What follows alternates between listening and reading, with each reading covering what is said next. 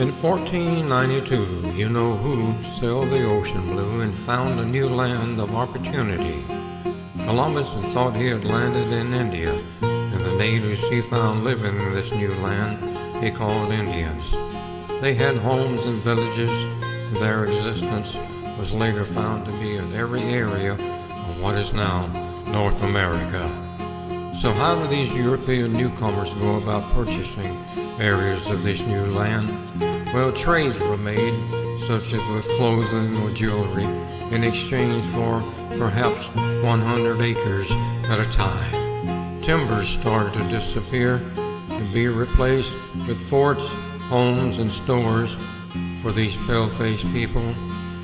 The native people found that the pale-face was destroying the ways of nature, the wild animals, their culture, and their ways of existence.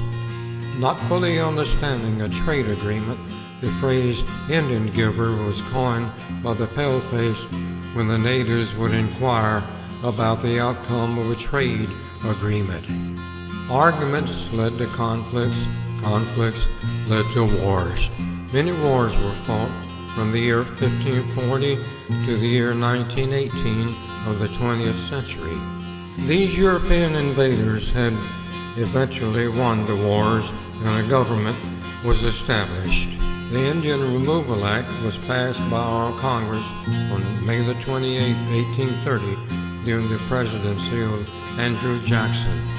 These native people, called Indians, were forced to leave their homes and culture behind and move to reservations set aside by this new government.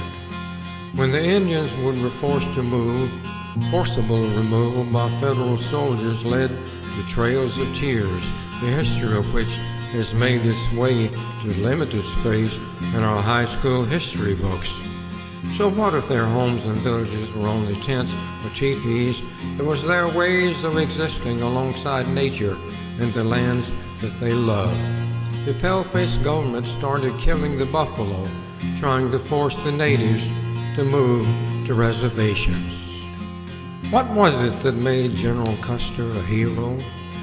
At the Battle of the Little Bighorn, it was just like all the other Indian wars. European settlers wanted this new land or gold discovered on Indian reservations or both. So when a number of tribes missed a federal deadline to move to reservations, the U.S. Army sent General Custer and his 7th Cavalry were dispatched to confront them, and that made General Custer a hero, forcing one group of people off of their land so a new group of people could occupy those lands. In the days of Columbus, there were over 1,000 tribes from coast to coast, and their population was near 20 million. They spoke over 1,000 languages. Today, their population is less than 2 million, and only about 8 indigenous languages remain.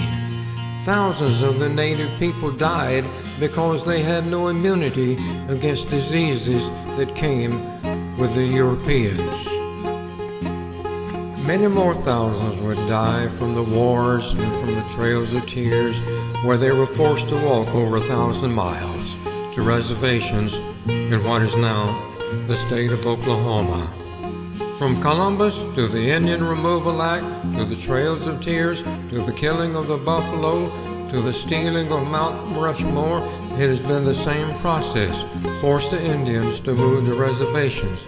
Then if gold was discovered on the reservations or settlers wanted their land, U.S. government would step in and forcibly remove the native owners and make them move again. This new land that Columbus had discovered presented opportunities of new ways of life for these European invaders, so they came by the thousands to indulge in this new way of life. One by one, cultures and traditions of native tribes were gone forever.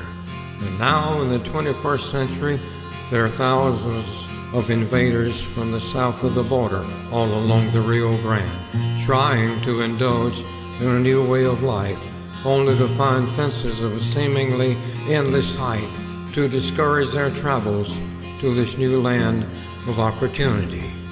The last line of the first verse of the Star-Spangled Banner states, "O'er the land of the free and the home of the brave." I suppose Native Americans were free as long as they remained on the reservation. Whenever a new building is built in this country, sometimes a cornerstone will be added as a part of the building, depicting the involvement of people responsible for its existence. Our money is stamped with "In God We Trust," and a song like "God Bless America" or "America the Beautiful" have depicted God as a cornerstone in the years and centuries of the history of North American life and its existence. God Bless America does just that in the title alone. America the Beautiful, one line states, "God shed His grace on thee."